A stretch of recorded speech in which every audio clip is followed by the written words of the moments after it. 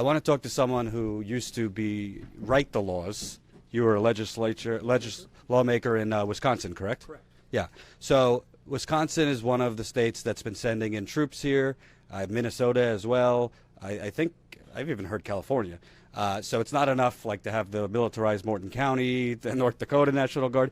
But you were talking to me about, when you were there, things you voted for, you had no idea it was going to be used for this. Oh, not only did I vote for it, I co-sponsored it. Explain what it is. It is called the Emergency Compact of the states. And what it is, it allows for a governor of a state that is having an emergency to call upon the governor of another state to send resources. And the governor of the sending state would be reimbursed by the asking governor. And as a representative and as a lawmaker, I never dreamed that this compact would be used by a governor to call my governor in Wisconsin to send in our state troopers, our county police officers, to come here to face American citizens. That law, in my mind, in the mind of many legislators around this country, was to assist, to join together so that if a governor is in need of emergency help for an earthquake, a tornado, a fire, they get the help. Now, so apparently North Dakota's version of an emergency are prayer walks, sacred fires. I don't see a tornado or any of that.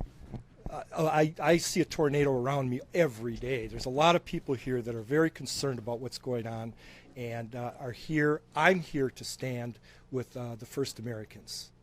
It is not, it's an issue of social justice. You cannot ask a white community not to accept a pipeline and then move it to a community of color. I have a real moral problem with that. That is why our Native friends are not standing alone. And I'll echo, we do need help. We do need people. We need people that are willing to come out here, well prepared.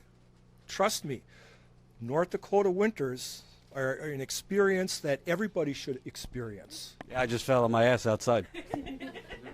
But you should be prepared as you come.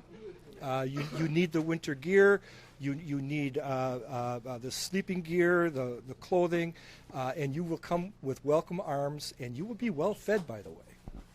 But we need you. I also think it's becoming very clear this is bigger than the Dakota Access Pipeline. If you look at the North Dakota State Legislature, they're trying to put through a bill. There's a lot of flowery language about educating natives and empowering natives. It's basically to seize control of reservations. And call me cynical, I think they want to drill on those reservations. I think that's really what it's about. So you have that bill in North Dakota. There's another bill in North Dakota to lower the threshold for reporting oil spills. And they don't report oil spills as it is. So I think that what you're seeing, empowered by the current president, is essentially an all-out assault on Native Americans for corporate reason, oil and land. As a former lawmaker, what are your thoughts when you see, it's mostly Republican in this state, but other states as well. It's just blatant corporate greed. When I left for coming here, for my third time, by the way, By the way, give your name. I'm sure everybody loves you by now. Thank you. My name is Joe Plouff. Thank you. I'm from Wisconsin. I served in the Wisconsin State Legislature from 1997 to 2004. Proudly served. Before Walker got his hands on it. He was a colleague of mine. Let's not even talk about Walker.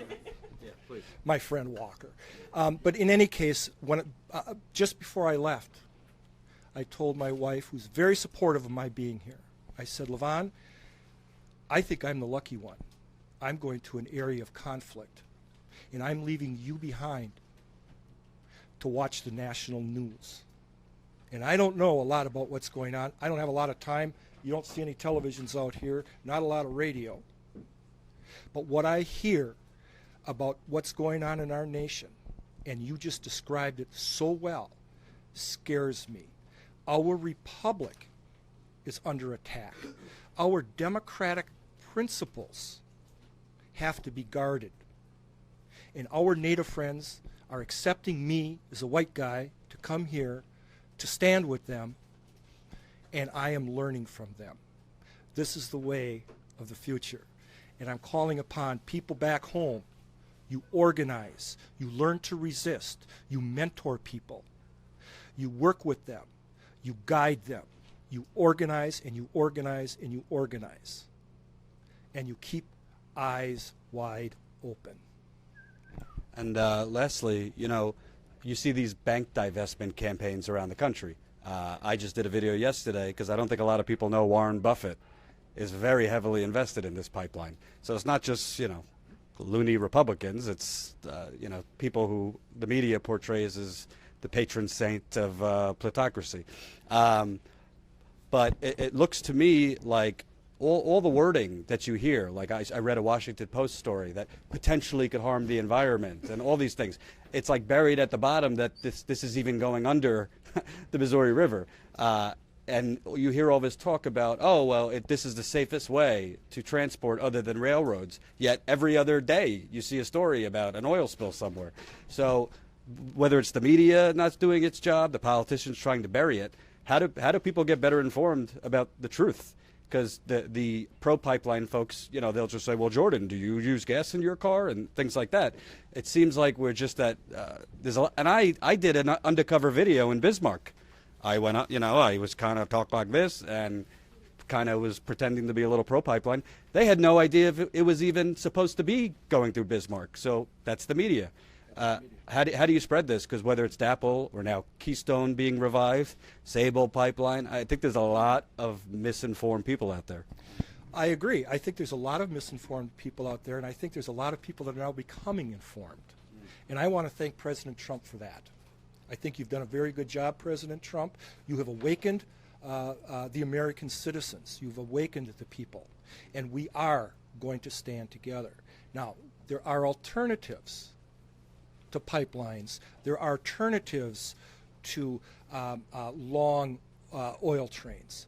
And that is all different ways of getting around. Mm-hmm. Let's upgrade those railroad tracks, and let's use them for passenger rail. Let's use them for moving goods and services. Let's end the pipelines. People in Wisconsin have said, Joe, you got to come back here because the pipelines in Wisconsin. My message to them, no, you organize there.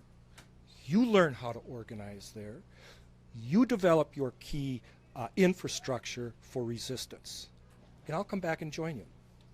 But right now, first, I'm here and I'll stand.